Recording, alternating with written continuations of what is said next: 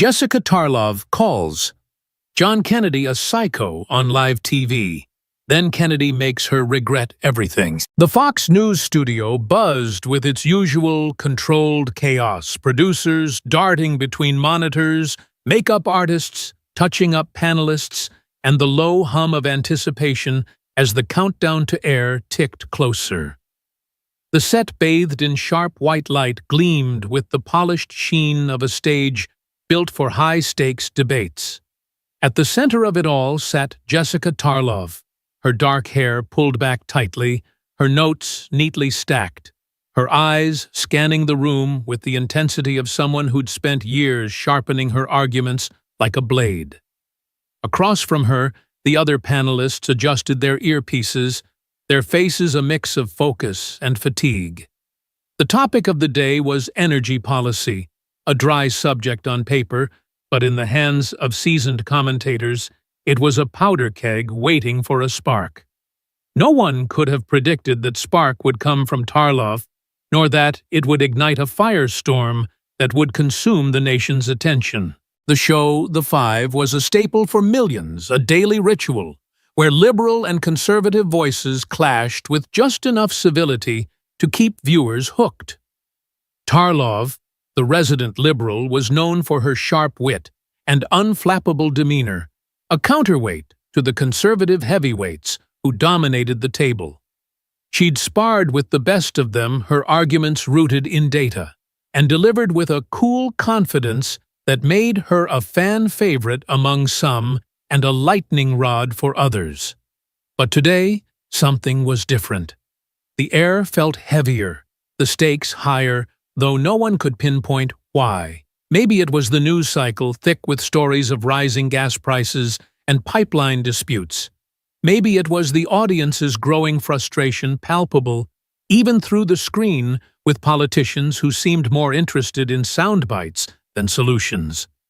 Or maybe it was Tarlov herself, her jaw set a little tighter, her voice carrying an edge that hadn't been there before. The host, Dana Perino, kicked things off with her trademark poise, framing the discussion around a recent Senate vote on energy subsidies. The panel dove in, voices overlapping, as they dissected tax breaks, renewable energy, and fossil fuel dependence.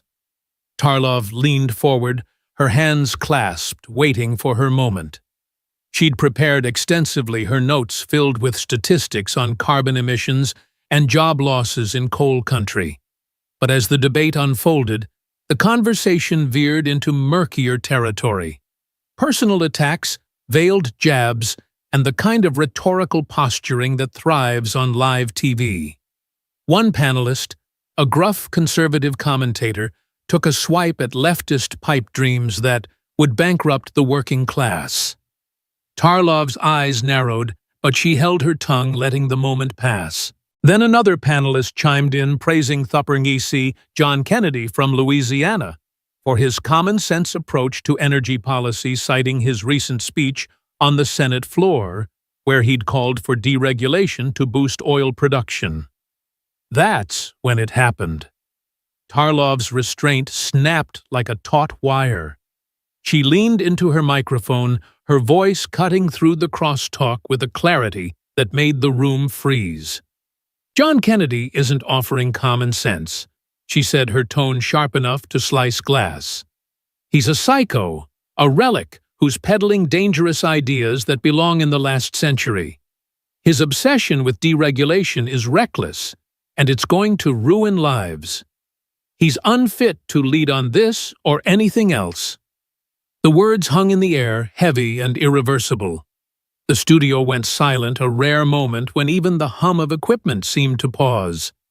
Dana Perino's eyes widened, her hand hovering over her notes as if searching for a way to pivot. The other panelists stared, mouths slightly agape, caught between shock and the instinct to jump back into the fray. In the control room, producers scrambled, their voices crackling through headsets. Did she just say that get ready to cut to commercial? Tarlov sat back, her face a mix of defiance and dawning realization. She'd crossed a line, one she hadn't even seen until it was behind her. Her heart pounded, not from fear, but from the adrenaline of saying what she'd been thinking for months. Kennedy, with his folksy drawl and penchant for colorful metaphors, had long been a thorn in the side of progressives like her. His speeches, peppered with Southern charm, often masked policies she saw as backward, harmful even. But calling him a psycho on live television, that wasn't part of the plan. She'd meant to critique his voting record, to dismantle his arguments with facts. Instead, she'd lobbed a grenade, and now the fallout was beginning. The audience at home, sprawled across living rooms and bars, erupted. Phones lit up with notifications as viewers took to social media, their reactions a chaotic blend of outrage and glee. On X, the hashtag Tarlov attacks. Kennedy shot to the top of the trending list within minutes, accompanied by a flood of memes, hot takes, and video clips of Tarlov's outburst. Jessica Tarlov just ended her career, one user posted, racking up thousands of likes. Finally, someone said it, another wrote with a string of fire emojis. The clip itself, a 15-second snippet of Tarlov's words, was shared millions of times, each view amplifying the moment's weight.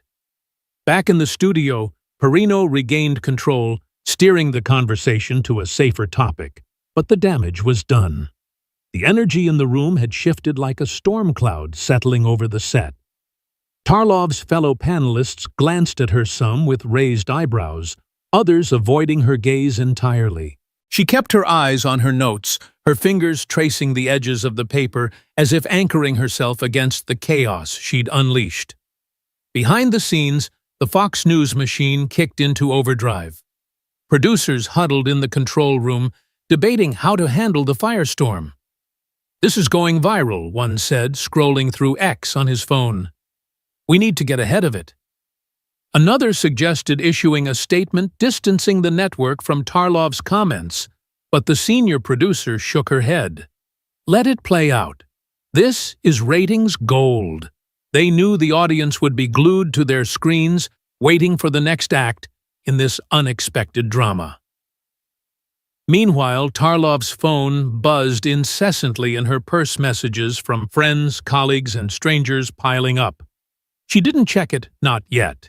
She knew what awaited her, a mix of support from her base and vitriol from Kennedy's supporters, who revered the senator for his plain-spoken style and fierce defense of Louisiana's interests.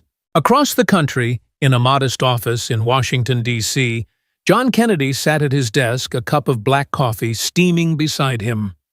The news of Tarlov's outburst reached him quickly, a staffer rushing in with a tablet to show him the clip. Kennedy watched it in silence, his face unreadable. His staff, a tight-knit group accustomed to his calm demeanor, waited for a reaction. Would he fire back with one of his signature quips? The kind that made headlines and delighted his base? Would he demand an apology, or worse, a retraction? But Kennedy just leaned back in his chair, his fingers steepled, his eyes fixed on the screen as Tarlov's words looped again. "Psycho," she'd said. "Unfit." The words were harsh, personal, designed to wound. Yet Kennedy didn't flinch. He didn't raise his voice or slam his fist. Instead, he turned to his chief of staff and said, "Get me on a plane to Louisiana tonight. I want to talk to some folks back home." His staff exchanged glances, unsure what he meant. Was he retreating, ignoring the attack? But those who knew Kennedy best recognized the look in his eyes, a quiet resolve, the kind that had carried him through decades in politics. He wasn't running from the fight. He was choosing his battlefield. While the nation buzzed with speculation about how he'd respond, Kennedy was already thinking beyond the studio, beyond the hashtags, and the headlines. He saw an opportunity not to score points or settle a score, but to remind people what really mattered. Tarlov's words had stung, no question, but they'd also handed him a platform, and he intended to use it. Back in New York, the broadcast wrapped, and Tarlov stepped off the set, her heels clicking against the polished floor. The studio lights dimmed, but the weight of her words followed her like a shadow. In the green room, she finally checked her phone, her thumb scrolling through a flood of notifications. Some messages were kind. You spoke truth, but most were brutal, calling her unprofessional, biased, even cruel. One stood out from a colleague at Fox. "Jess, what were you thinking? This is bad." She sank into a chair, her mind racing. She'd wanted to make a point to challenge what she saw as dangerous policy, but had she gone too far? The word psycho echoed in her head, no longer a weapon but a mistake, one that might cost her more than she'd ever imagined. The internet, meanwhile, showed no mercy. X was a battlefield, with users digging up old clips of Tarlov's commentaries, searching for patterns of aggression or bias. A conservative blogger posted a montage titled Jessica Tarlov's Greatest Hits, splicing her most heated moments into a damning reel that racked up views. On the other side, progressive activists rallied around her, framing her outburst as a bold stand against outdated politics. Jessica Tarlov said, "What we're all thinking," one influencer tweeted, sparking a thread that stretched thousands of replies deep. The polarization was instant, predictable, and relentless, each side carving out its trench in a war of words that showed no sign of slowing. In the Fox News offices, executives convened an emergency meeting. Tarlov's outburst wasn't just a PR headache. It was a potential liability. Kennedy was a respected figure, not just in Louisiana, but across the conservative base, and alienating his supporters could hurt ratings. Yet Tarlov was a valuable asset, her liberal perspective essential to the network's balance. Firing her was an option, but a risky one. Her fans would cry foul, and the backlash could be fierce.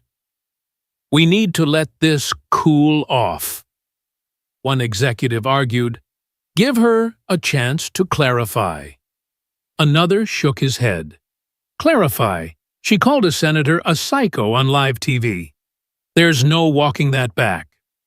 The room fell silent, the weight of the decision pressing down.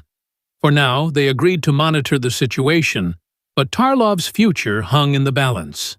As night fell, Tarlov sat alone in her Manhattan apartment, the city's glow filtering through her window. The TV was off, but her phone kept buzzing, each notification a reminder of the storm she'd unleashed. She opened her laptop, pulling up the clip of her outburst. Watching herself, she winced, not at the conviction in her voice, but at the venom.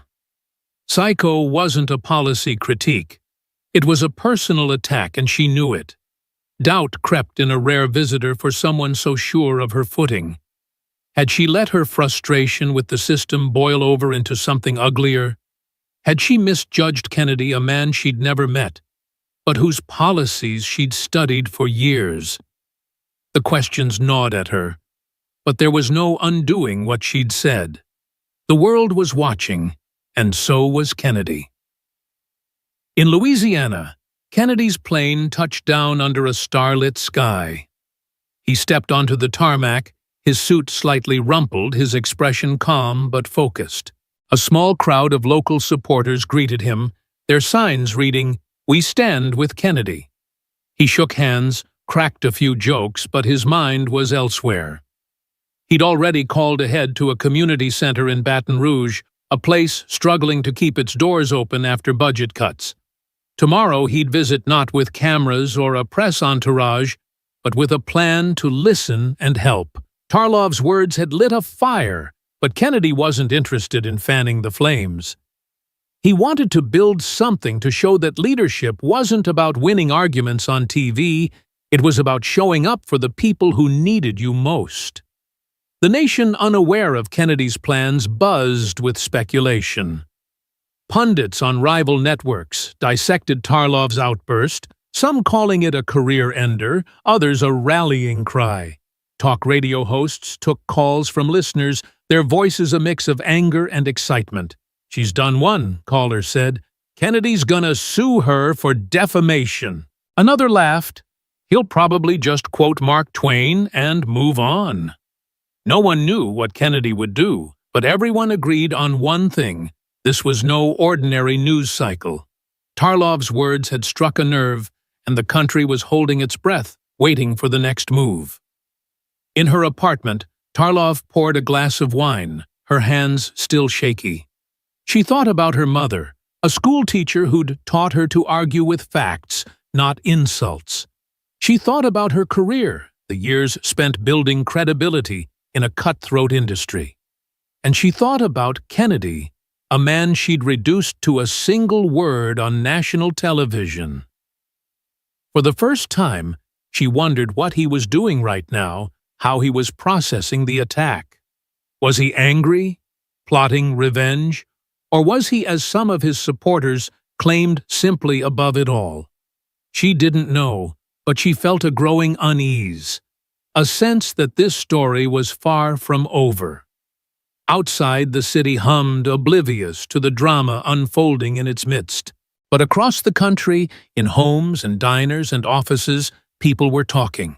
They talked about Tarlov, about Kennedy, about the state of a nation where words like psycho could fly so easily, where division felt like the default.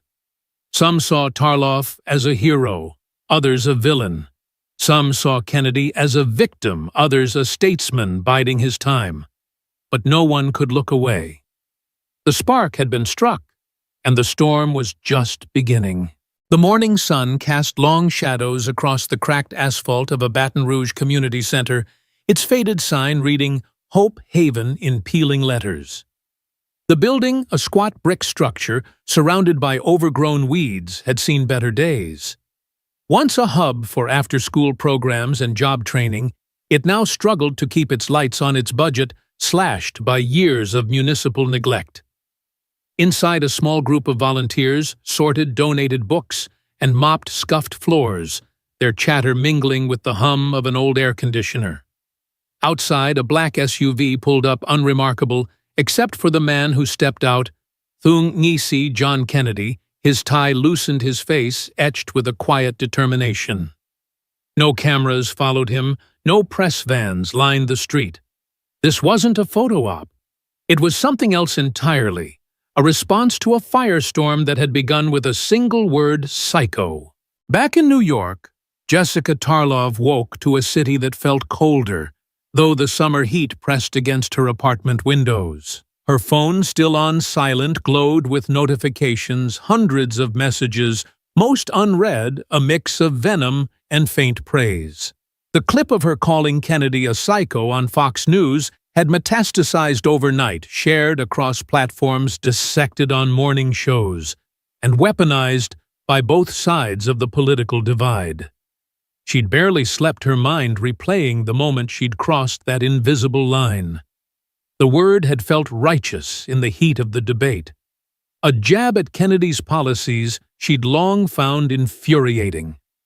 But now, in the harsh light of morning, it felt like a misstep, a crack in the armor she'd spent years forging as a commentator. She sipped coffee, staring at her laptop screen where X pulsed with activity. Tarlov attacks Kennedy still trended, but a new hashtag was gaining traction, #KennedyCares. She clicked it, curious despite herself, and found herself scrolling through a stream of posts that painted a very different picture from the one she'd drawn on live TV.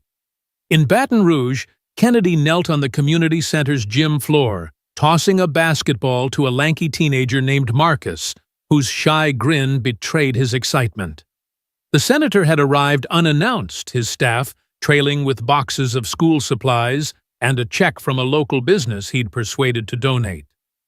The center's director, a no-nonsense woman named Clara, watched from the sidelines, her arms crossed, but her eyes softening. "Didn't expect a senator to show up on a Wednesday," she said half to herself. Kennedy caught the ball and passed it back to Marcus, his drawl carrying over the squeak of sneakers. "Didn't expect to be called a psycho on TV either, but here we are." The room laughed, the tension breaking like a wave. He didn't linger on the insult, didn't milk it for sympathy. Instead, He asked Clara what the center needed most: computers, she said, and a new roof. He nodded, jotting notes on a crumpled pad, promising to make calls. It wasn't a grand gesture, but it was real, and the handful of parents and kids in the room felt it. Word of Kennedy's visit spread slowly at first, carried by a volunteer's Instagram post, a grainy photo of the senator, high-fiving Marcus, captioned, "This man gets it. #Kennedy cares." By noon, the post had thousands of shares amplified by locals who'd seen the senator's SUV parked outside Hope Haven. A Baton Rouge news outlet picked it up, running a short segment that evening. While the nation debates a TV spat, Senator John Kennedy quietly shows up for Louisiana kids. The segment included a clip of Kennedy speaking to the group. His voice steady but warm. "Folks can say what they want about me," he said, pausing to wink at Marcus. "But they can't say I don't care about this place. You're my people, and I'm here for you." The words weren't polished, but they landed like a stone in still water ripples, spreading far beyond the gym. In New York, Tarlov watched the clip on her phone, her coffee growing cold. She'd expected Kennedy to fire back with a press conference, maybe a barbed quip on X, or a guest spot on a rival network. That's how the game was played, tit for tat, soundbite for soundbite. But this was different. He hadn't mentioned her name, hadn't even addressed the psycho comment directly. Instead, he'd gone to a struggling community center, rolled up his sleeves, and done something tangible. She felt a pang, not just of guilt, but of disorientation. She'd painted him as a caricature, a reckless ideologue, but the man in the clip was grounded, human, even likable. Her phone buzzed again, this time with a text from her producer. "Jess, you seeing this? Kennedy's playing chess while we're playing checkers." She didn't reply. She didn't know how. The internet, ever hungry for a narrative, began to shift. Conservative accounts on X hailed Kennedy as a class act, sharing photos of him carrying boxes of notebooks into Hope Haven.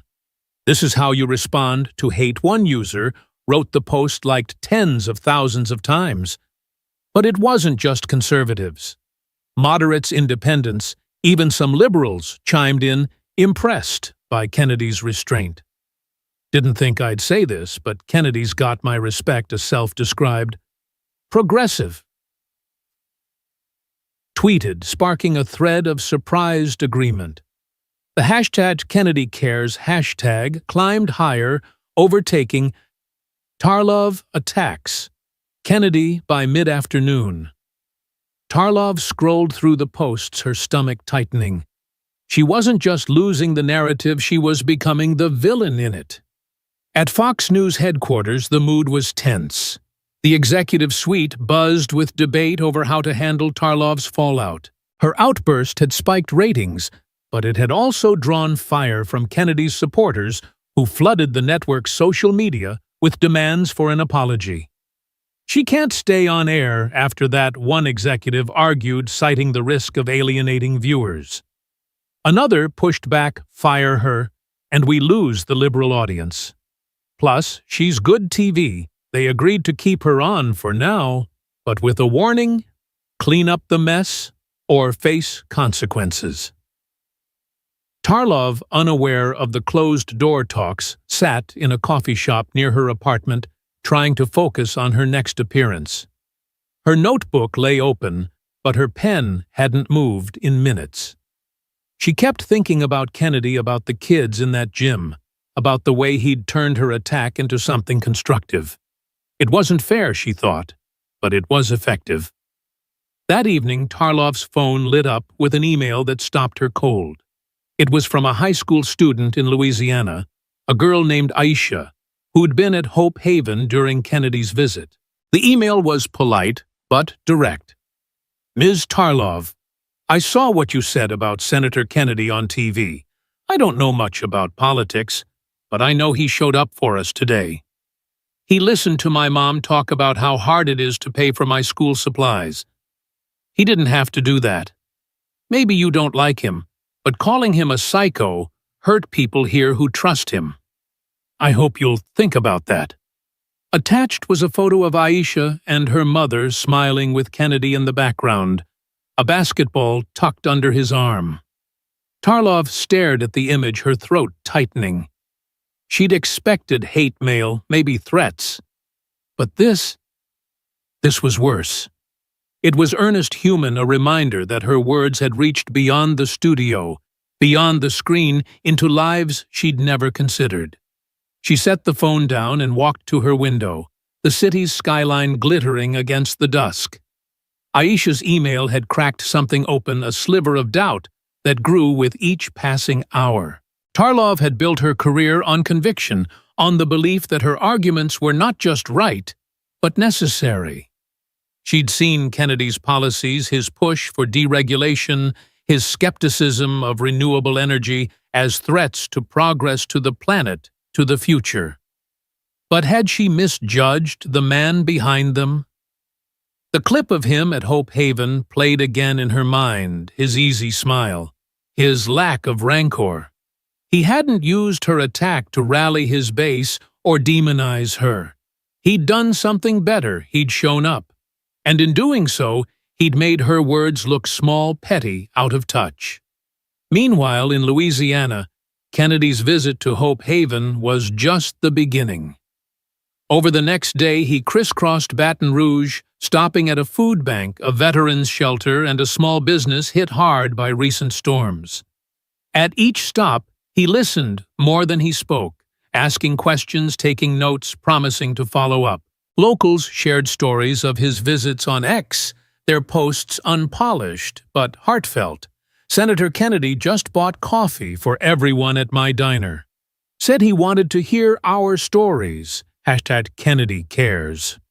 Another user, a single dad, posted a video of Kennedy helping unload canned goods at the food bank, his suit jacket slung over a chair. "This is who Jessica Tarlov called a psycho. Nah, this man's the real deal." The videos spread, each one a brick in a wall of goodwill that Tarlov couldn't ignore. By the second day, the media had caught up. National outlets hungry for a counterpoint to Tarlov's outburst sent reporters to Louisiana, their cameras capturing Kennedy at a community garden, his hands dirty from planting seedlings alongside kids. CNN ran a segment titled "Kennedy's Quiet Rebuttal," praising his focus on community over controversy. Even MSNBC, rarely kind to conservatives, aired a grudgingly positive piece, with one anchor noting Tarlov may have started this fight, but Kennedy's finishing it on his terms. The coverage was a gut punch for Tarlov, who watched it unfold from a Fox News green room, her next appearance looming. Her colleagues, usually quick with banter, kept their distance, their silence louder than any critique. She felt exposed not just to the public, but to herself, her confidence eroding with each new story about Kennedy's outreach. Tarlov's next segment on The Five was a test, and she knew it.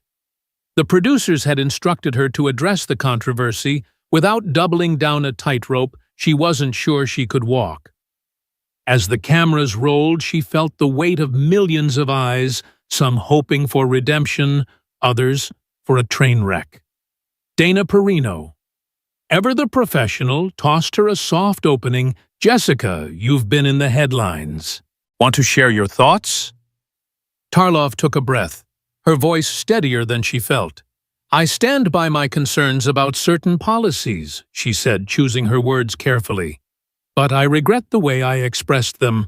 My job is to debate ideas, not attack people."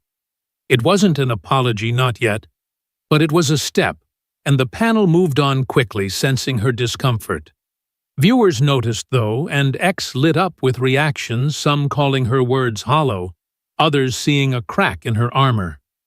Back in Louisiana, Kennedy sat in a diner, a plate of untouched eggs cooling in front of him. His staff had shown him Tarlov's segment, but he waved it off. "She's got her own path," he said, sipping coffee. "I'm not here to pile on." Instead, he pulled out his notebook, scribbling ideas for a bill to fund community centers like Hope Haven. His staff marveled at his focus, his ability to tune out the noise. But Kennedy wasn't oblivious. He knew the power of his actions, knew that every handshake, every conversation was a rebuttal to Tarlov's attack louder than any press conference could be. He wasn't playing to the cameras, he was playing to the people, and they were listening. Tarlov, meanwhile, couldn't escape Aisha's email. She printed it out, tucking it into her notebook as a reminder of the lives behind the headlines. She began researching Kennedy, not just his voting record, but his work in Louisiana flood relief efforts, small business grants, even his habit of answering constituent letters by hand. The more she read, the more her caricature of him unraveled. He wasn't a saint, but he wasn't a psycho either. He was a man with flaws and convictions like her, like anyone. The realization didn't absolve her, but it shifted something, a seed of accountability taking root. As the week drew to a close, Tarlov faced a choice. She could dig in, defend her outburst, and ride the wave of support from her base. Or she could confront her mistake not just for the cameras, but for herself. She wasn't ready to apologize, not yet. But Aisha's words echoed a challenge to be better. In Louisiana, Kennedy wrapped up his tour at a church where he spoke briefly to a small congregation. "Folks will judge you, call you names," he said, his voice soft but firm. "But you don't answer hate with hate. You answer it with work. With heart, with home." The congregation nodded, and a local live-streamed the moment, sending it rippling across the internet. Tarlov watched the stream from her apartment, her eyes stinging. Kennedy's words weren't aimed at her, but they hit like a mirror held to her face.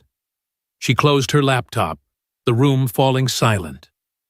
Outside, the city churned, but inside a storm of her own was brewing, not of anger, but of reckoning. The nation watched, waiting for her next move, but for the first time Tarlov wasn't thinking about the headlines. She was thinking about Aisha, about Marcus, about the people she'd hurt with a single word. And somewhere in Louisiana, Kennedy was already moving forward, his focus on the next community, the next need, leaving the firestorm behind, but its lessons lingering. The Fox News studio, usually a hive of frenetic energy, felt eerily still as Jessica Tarlov stepped onto the set for her first major appearance since the firestorm. The lights were the same, the cameras unblinking, but the air carried a weight that hadn't been there before. Her outburst calling Thung Ngisi, John Kennedy, a psycho on live television had ignited a national conversation, and the echoes of that moment still reverberated across social media newsrooms and kitchen tables. Tonight, she'd been given a chance to address it head-on, not in a quick segment, but in a prime-time special, a 30-minute slot where she'd face questions from a seasoned host and an audience of millions. Tarlov's hands trembled slightly as she adjusted her earpiece, her notes untouched on the table. She'd refused the producer's offer of prepped questions, insisting on an open format. No fences, she'd told them, her voice firm, but her eyes betraying a flicker of fear. This wasn't about salvaging her career anymore. It was about facing herself. In Baton Rouge, the sun dipped low, painting the sky in hues of orange and pink over a community park, where Kennedy stood surrounded by a diverse crowd. The event was a fundraiser for Hope Haven, the community center he'd visited days earlier, now bustling with volunteers, local businesses, and families. Tents dotted the grass, offering free food and games for kids, while a small stage hosted a local band playing Zydeco. Kennedy, in a rolled-up dress shirt, moved through the crowd with ease, shaking hands and listening to stories, a grandmother worried about her grandson's school, a mechanic struggling with rent, a teenager dreaming of college. He'd organized the event in just 48 hours, leveraging his network, to secure donations and rally support. The media was there, but Kennedy kept them at a distance, insisting this wasn't about headlines. It was about community, about showing what could be built when division was set aside. Yet the nation was watching, and so was Tarlov, from a green room 200 miles away, where a monitor played a live feed of the fundraiser. Tarlov's heart sank as she watched Kennedy kneel to tie a little girl's shoe, the crowd cheering as he handed her a balloon. The contrast was stark, her words sharp and divisive against his actions warm and unifying. The past week had been a crucible for her, each day peeling back layers of certainty she'd once worn like armor. Aisha's email, the high school student who'd called her out with quiet grace, had been the first crack. Then came the stories of Kennedy's outreach food banks, shelters, gardens, each one a rebuttal to her psycho label, not with anger but with purpose. She'd spent hours researching him, poring over his speeches, his letters to constituents, his work on flood relief. The man she'd reduced to a caricature was complex, flawed, but fiercely dedicated, and the realization had left her unmoored. Tonight, she had a chance to set things right, but the words she needed felt just out of reach. The special began with a montage. Tarlov's outburst, Kennedy's visit to Hope Haven, the viral posts under #KennedyCares. The host, Brett Bayer, welcomed her with a nod, his tone neutral but probing. "Jessica, you've been at the center of a storm. What do you want America to know?" Tarlov took a breath, her voice steady but raw. "I was wrong," she said, the words cutting through the studio's silence. "I called Senator Kennedy a psycho in a moment of anger, and I regret it, not just because it was unprofessional, but because it was unfair. I didn't see the man behind the policies, the person who's showing up for people every day. I let frustration win, and I hurt people in the process." The admission hung heavy, her eyes glistening but resolute. Bayer pressed gently, "What changed your mind?" Tarlov paused, then reached into her pocket, pulling out a folded printout of Aisha's email. "This," she said, her voice catching. "A teenager from Louisiana reminded me that words have weight, that they reach real people with real lives." And then I watched Senator Kennedy respond not with attacks but with action. That's when I knew I'd misjudged him. The broadcast cut to a split screen showing Kennedy at the fundraiser, unaware of Tarlov's words. He was speaking to the crowd now, his drawl carrying over the microphone. "We're here because we're family," he said, gesturing to the tense and smiling faces. "Not because we agree on everything, but because we care about each other. That's what makes us strong." The crowd applauded, and in homes across the country, viewers leaned closer to their screens, sensing a moment unfolding. Back in the studio, Tarlov watched the feed, her hands clasped tightly. Bayer, sensing the weight, shifted gears. "If you could speak to Senator Kennedy now, what would you say?" Tarlov looked directly into the camera, her voice soft but clear. "Senator, I'm sorry. I didn't just attack you. I dismissed the people who trust you, who see you as their voice. I promise to do better, to listen, to build, instead of tear down." The studio was silent, the crew exchanging glances. This wasn't the polished spin they'd expected. It was raw, vulnerable, real. In Baton Rouge, the fundraiser paused as Kennedy's deaf rushed to his side, showing him a tablet streaming Tarlov's apology.